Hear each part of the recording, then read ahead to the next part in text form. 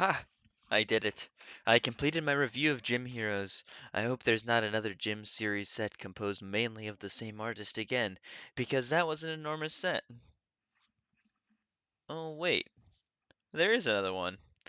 One that has another 132 cards in it for me to review. Wonderful. Some images provided by Cerebi.net, as well as some information for some of the artists. The gym ended up tiring me out too much, and I think I need to move on to somewhere new. Yes, I understand going to a fast food place completely ruins the point of going to the gym, but I got hungry, so deal with it. Yes, I'm back for another enormous set, being Gym Challenge. There are many cards in this set that I really quite enjoy, even some more than Gym Heroes, but overall, this set gives me so many vibes that are similar to Gym Heroes, and like I said with the Gym Heroes video, Gym Challenge also feels quite weird. There's just something about a lot of the cards looking sort of like renders that's kinda off-putting to me.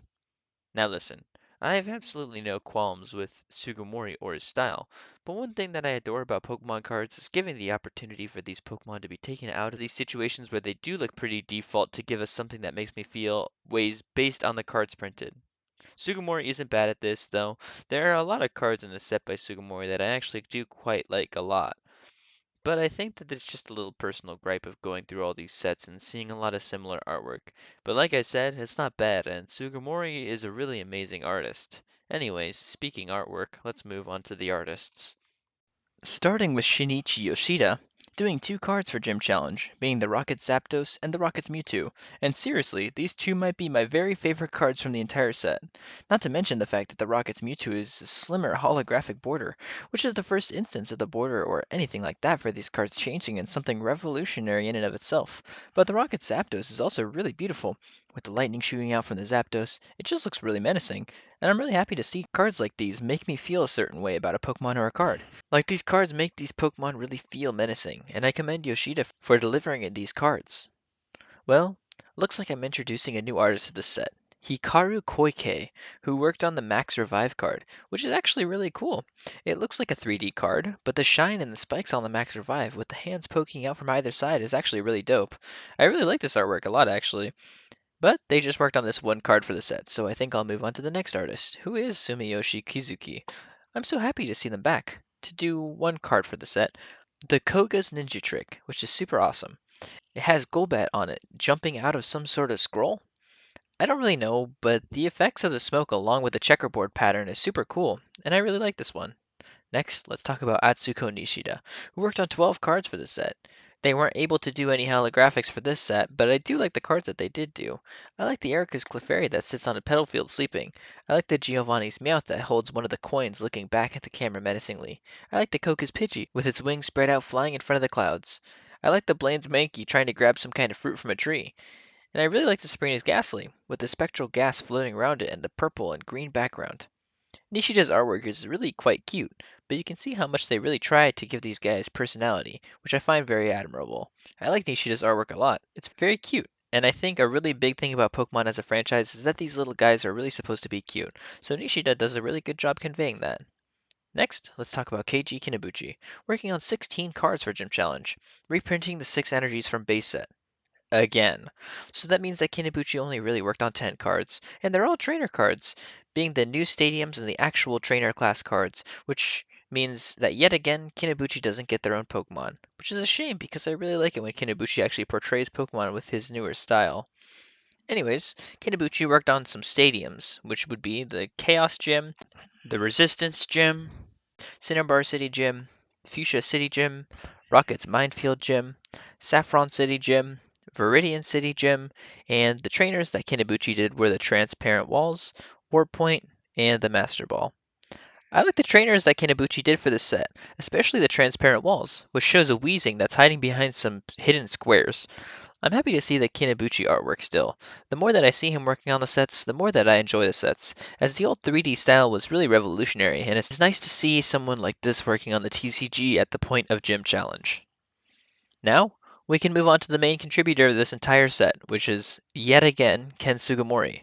Sugimori worked on 100 cards in this set, which is most of the entire set, once again. But a lot of these cards I do like a lot. I know I had my things to say at the beginning of the video, but I feel like that whole point only really shows up later in the TCG. But let's just stay here.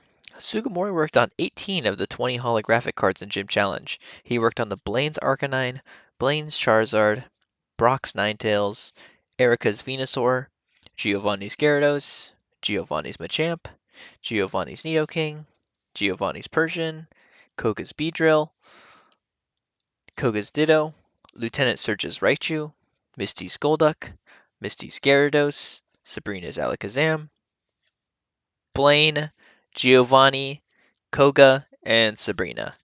These holo cards are admittedly really cool. I mean, the Blaine's Charizard is super well known for a reason. Also, by the way, I don't know if you've noticed the pattern yet, but if it's Charizard, just assume it'll be the most expensive card in the set automatically.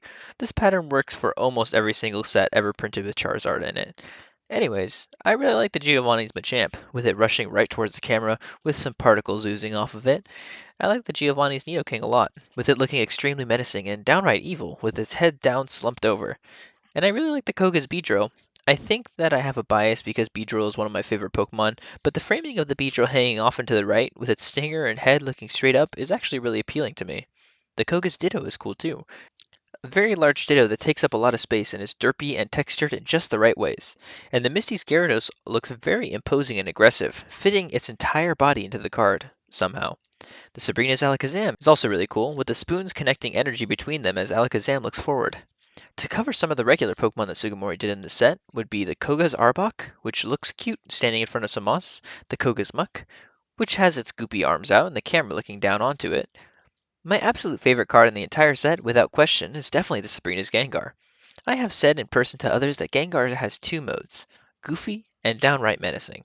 And the Sabrina's Gengar is really menacing, with its eyes in different positions and a downright diabolical grin plastered across its face, with the moon behind it, just perfection. The Lieutenant Surge's Eevee is also quite cute, as its tail flows behind it, but the background is a little basic for my tastes. The Sabrina's Haunter is really cool.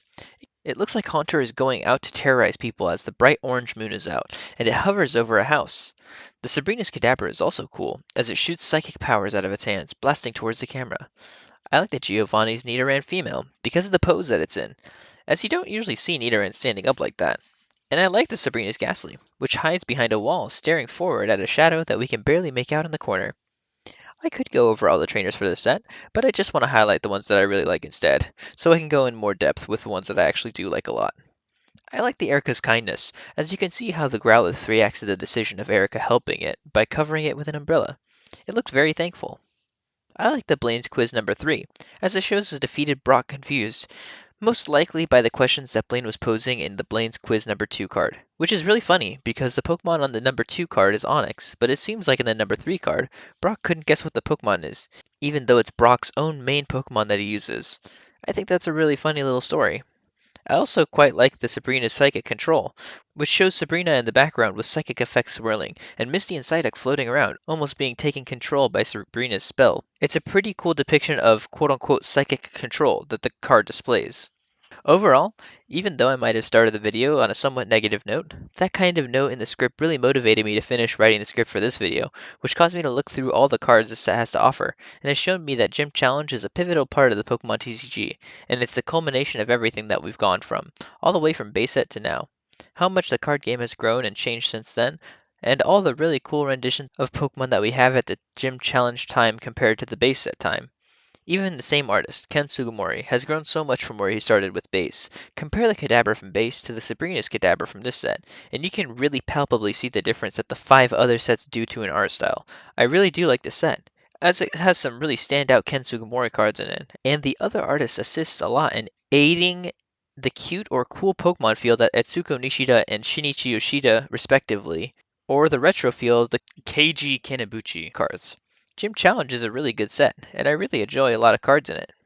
If you ever thought about getting every card in this set, it would be very expensive to say the least. The Blaine's Charizard starts at $75, and the Mewtwo at $25, so you're already at $100, even with the first 2 cards in damaged condition. You know what? I'm going to calculate this for the least good quality cards according to TCG Player.